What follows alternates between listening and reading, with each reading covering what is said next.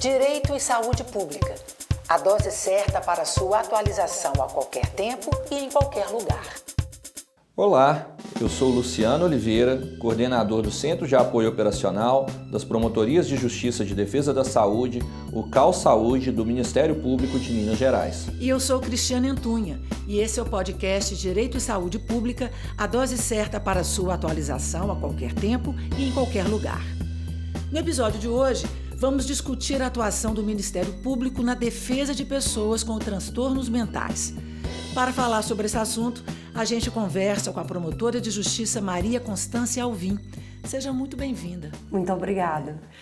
Bom, eu começo então o nosso bate-papo perguntando ao Dr. Luciano como o SUS organiza o cuidado das pessoas com transtornos mentais.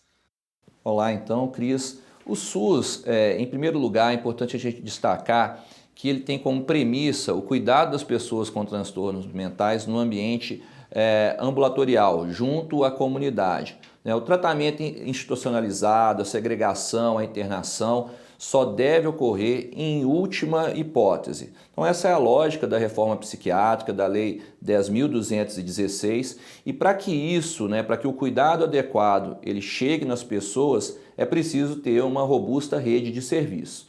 Então já na atenção primária à saúde, para aqueles transtornos mentais leves, a pessoa pode ser atendida nas equipes de saúde da família, pelos NASF, que são os Núcleos de Apoio à Saúde da Família, os consultórios na rua, se a gente pensar nas grandes cidades, o problema das cracolândias, os consultórios na rua têm um papel importante de abordar essas pessoas, os centros de convivência também. Na média complexidade, atenção psicossocial, os CAPs, que é o grande equipamento de dar atenção especializada para as pessoas com transtornos mentais, também fazer aquele acompanhamento, às vezes, dia, em alguns casos, realizar internações, atender intercorrências. Aqui em Belo Horizonte, os CAPs chamam CERSAM. Se você de Belo Horizonte está nos ouvindo, quando eu falo CAPs, você entende CERSAM. Também atendimento das urgências e emergências via SAMU, UPA, prontos socorros, para conter situações de crise. Temos também a atenção residencial nas unidades de acolhimento adulto, unidades de acolhimento infanto-juvenil, estratégias de desinstitucionalização, serviços residenciais terapêuticos para aquelas pessoas ficarem internadas durante muito tempo, que não contam com mais laços familiares e precisam de um local para moradia, são atendidos nesses serviços. E por último, os serviços hospitalares. Então a pessoa que tem um transtorno mental grave, está numa situação de crise, não pôde ter seu problema resolvido na atenção primária ou na atenção de urgência e emergência, ela pode então excepcionalmente ser internado enquanto aquela necessidade houver, por meio de solicitação médica em hospitais gerais ou em hospitais de referência, chamados hospitais psiquiátricos. Ô, doutor Luciano, o transtorno mental ainda é um tabu na sociedade, né?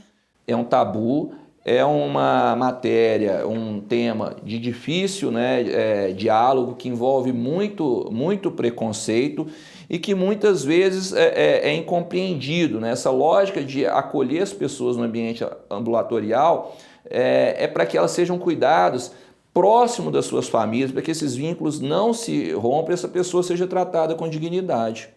Quais são os maiores desafios que a senhora vivencia como promotora de justiça dessa área, doutora Maria Constância? Sem dúvida, é uma área em que você encontra muitos preconceitos e você tem uma hipérbole, dessa sensação de que deseja internar. Porque geralmente famílias cansadas que não conseguem dar um tratamento adequado e que, então, acho que o maior desafio é justamente a ampliação dos serviços substitutivos de hospitais psiquiátricos e qualificação dessas equipes, que trabalham nisso. O tratamento ambulatorial, ele é ainda um sonho, porque no fundo você tem unidades, principalmente no interior, a realidade que eu conheço bem, você tem equipes reduzidas, sobrecarregadas, mas na minha atuação eu percebo que há uma dificuldade da articulação do SUS com o SUAS. Conseguir essa atuação intersetorial que envolva a comunidade e a família, porque o tratamento médico apenas, ele não consegue, por vezes, ele consegue tirar da crise, mas ele não consegue reinserir, né, aquela pessoa que teve um momento de internação, de crise, na sua comunidade, na sua família, ele vai perdendo realmente esses laços. E são tratamentos longos, né? São tratamentos longos, por quê? Porque nós temos o hábito do tratamento longo, né? Na verdade, vem muito da nossa cultura antimanicomial, nossa cultura manicomial. A ideia de que tem que internar e que ficar internado eu não estou cesseando nenhum direito daquela pessoa. E por isso que eu acredito na atuação intersetorial, porque eu acho que falta uma publicidade, uma atitude educacional, e por isso que eu acho que o podcast, o falar do assunto é muito importante, para conscientizar as pessoas de que a internação ela é uma medida extrema, né? E aquela pessoa não pode, por ter um transtorno mental ou por ter um vício, ser condenada a uma prisão perpétua. Né? Há um preconceito muito grande, né, gente, ainda, né? Sem dúvida nenhuma. E assim, verificar que há uma mistura entre a ciência com algumas questões religiosas, culturais. Então, a ideia de disciplina, segregação, né, violência ainda é uma ideia de tratamento como se fosse um tratamento científico, moral, espiritual, que acaba atrapalhando, né? A gente tem uma violência, às vezes, muito forte com essa população que tem isso. Além disso, na própria unidade de saúde, né? Eu tenho casos de clínicas terapêuticas e acompanho muito de perto as clínicas na minha comarca, clínicas terapêuticas que são usadas como residências terapêuticas, né? E eu tenho casos de longa permanência. Clínicas terapêuticas que ultrapassam a sua possibilidade e aceitam internação compulsória. E assim, já tive casos terríveis da decisão judicial direcionar para a clínica terapêutica, né? E aí você tem casos de padronização de medicação, né? Casos de misturar setores, né? Adolescentes com adultos e homens e mulheres em situações diferentes, com transtornos diferentes, padronização de medicação, né, que é uma dificuldade. Enfim, eu sinto falta dessa política. Primeiro, de conscientizar o próprio SUS e SUAS dos seus papéis, né, e qualificar as equipes para isso. Uma vez uma enfermeira do PSF me falou uma coisa que ela disse: doutora, eu sou chamada por uma família e eu nunca fui qualificada para fazer aquela abordagem. Então assim, eu sou a única pessoa que eles têm e sempre fui qualificada para outra abordagem. E essa abordagem, infelizmente, ela tem que entrar, as famílias estão sofrendo com isso, né? E por isso, nessa hipérbole, eu queria devolver uma pergunta para o doutor Luciano, que é: Luciano, como os colegas devem atuar quando a família procura a promotoria de justiça pedindo internação para um familiar? Boa pergunta, Constância. E você trouxe aí diversos desafios, né? Primeiro, acolher. Né? Acho que o promotor de justiça, em primeiro lugar, tem que acolher as pessoas, receber e ter uma escuta qualificada. Né? Em segundo lugar, eu acho importante, né, que o Ministério Público não tem que assumir o papel do responsável pelo acesso. Né? Nós somos órgãos de controle, nós temos que, obviamente, buscar proteger o direito, mas a responsabilidade pelo acesso é do poder público. Então, eu acho que é muito importante que o colega, recebendo uma demanda de saúde mental, ele dialogue com o serviço de saúde mental local. Né? Se for uma demanda para tratamento ambulatorial, se for uma demanda mesmo para internação, acho que a gente precisa responsabilizar o serviço local. Então, o serviço local, havendo necessidade de internação, nós sabemos, a internação ela pode ser voluntária quando a pessoa anui com a internação, involuntária quando ou ela é contra ou ela não tem condições de anuir, e compulsória quando é determinado pela justiça. Então é importante a gente destacar que se há uma demanda para aquela pessoa internar, fazer um tratamento ambulatorial, o próprio serviço pode providenciar, pode solicitar aquela vaga. E aí eu convido os colegas, né, para acompanharem esse tema, né, e verem o material que a gente disponibiliza, o roteiro de atuação de tutela individual que está na página do CalSaúde, dentro do site do Ministério Público, né? Então esse fluxo, caminhar para o serviço, né, tentar responsabilizar o serviço pela busca da vaga, tentar buscar uma qualificação daquele pedido de acesso para deixar a questão a cargo do SUS e não do sistema de justiça. A gente faz um intervalo. É rápido? Toda criança tem direito à saúde. Toda criança tem direito a estar com a vacinação em dia. É dever dos pais ou responsável levar a criança para receber as vacinas recomendadas pelas autoridades sanitárias. É papel do poder público assegurar que a criança tenha acesso a esse direito. Para incentivar a vacinação infantil contra a Covid-19, o Ministério Público de Minas Gerais lançou a campanha Bora Vacinar. São informações confiáveis sobre o assunto. O objetivo é tranquilizar o cidadão sobre a segurança e importância da imunização dos pequenos. Crianças entre 5 e 11 anos devem ser vacinadas contra a Covid-19. As vacinas aprovadas pela Anvisa para uso infantil são seguras e eficazes. Os imunizantes não são experimentais. As vacinas passaram por rigorosos estudos e testes clínicos. Bora vacinar! Ministério Público de Minas Gerais, em todo lugar ao seu lado. Siga a gente nas redes sociais, procure por MPMG Oficial. Para mais informações, acesse mpmg.mp.br.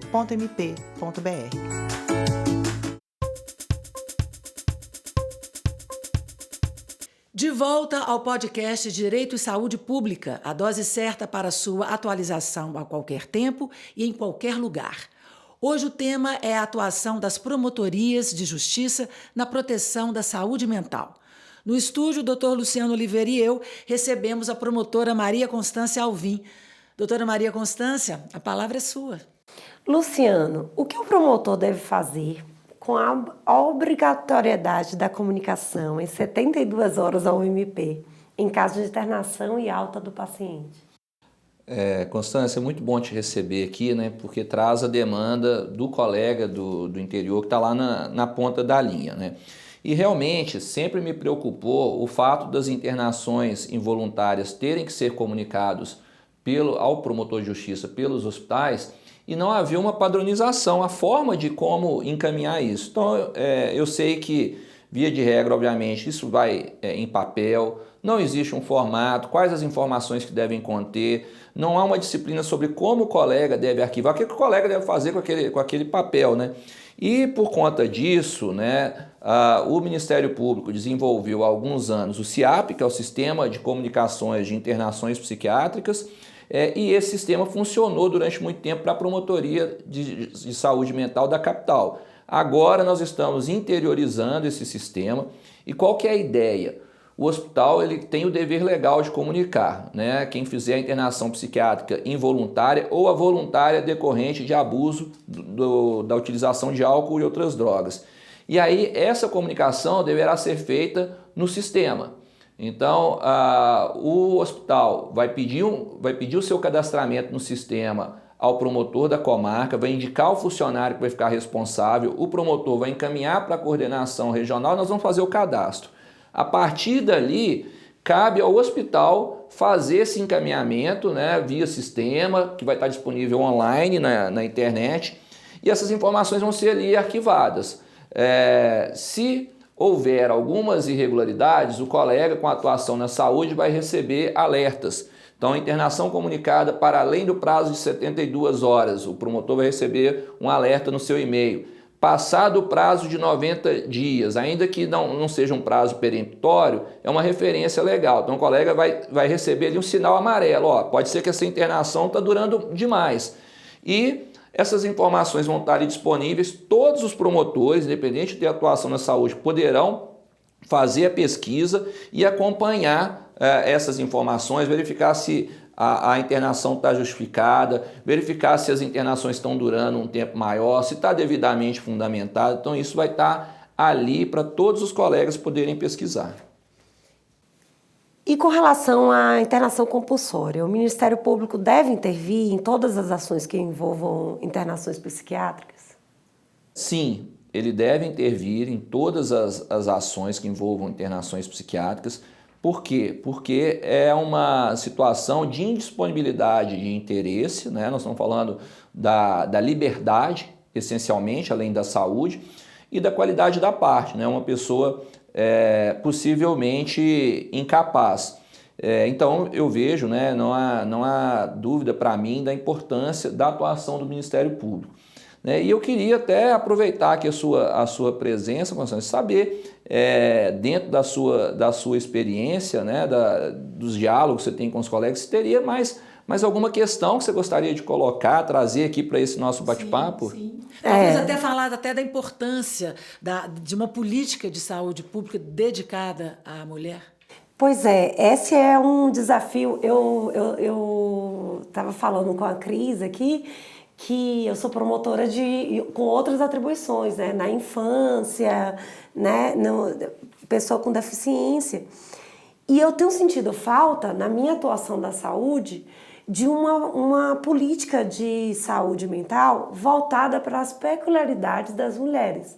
Porque essa vivência na saúde mental acaba nos ensinando que alguns transtornos são mais recorrentes em mulheres, né? E que esse tratamento pensado de uma maneira geral, ele deixa de considerar algumas vulnerabilidades, né? Eu tenho muitos casos de questão de saúde mental em que os filhos dessas mulheres acabam sendo institucionalizados e até uma destituição. Eu tenho muitos casos em que a mulher acaba numa situação de rua. Então, acho que é importante nós termos uma política de educação sobre essa questão de saúde mental e de desmistificação e talvez ter esse viés, né? Eu acho que no âmbito estadual de gênero, porque realmente interfere bastante nas demais questões afetas ao Ministério Público, né? Sim, o papel da mulher, né, como muitas vezes, né, principalmente nas famílias monoparentais, né, ele é essencial como cuidadora, né, como cuidadora das crianças, eventualmente de idosos. E quando uma mulher adoece, quando uma mulher é vítima de violência, quando uma mulher morre precocemente, além, obviamente, daquela violação, daquele direito dela, isso tem um impacto familiar e social muito importante. Então, o que me parece, né, dentro do que você coloca, é que a gente precisa, de fato, pensar numa melhor qualificação dos serviços, né? Você colocou muito bem, né? Às vezes, os serviços de saúde não dialogam com a rede do Sistema Único de Assistência Social, não dialogam com a rede da educação. Então, acho que a questão de gênero ela é importante, sim, pelas especificidades das mulheres. E fica aí, né, a ideia para que cada colega que trabalha na sua comarca pensar, né, e sensibilizar os atores locais em relação a esse tema. Agradecemos, então, a participação da promotora Maria Constância Alvim aqui no estúdio e também a sua companhia. O roteiro desse episódio é de Luciano Moreira, coordenador do Centro de Apoio Operacional das Promotorias de Justiça de Defesa da Saúde, do MPMG. Quem assina a direção é Eduardo Cury. O podcast Direito e Saúde Pública é uma produção do Ministério Público de Minas Gerais. Está disponível no Spotify. Até o próximo episódio. Direito e Saúde Pública. A dose certa para sua atualização a qualquer tempo e em qualquer lugar.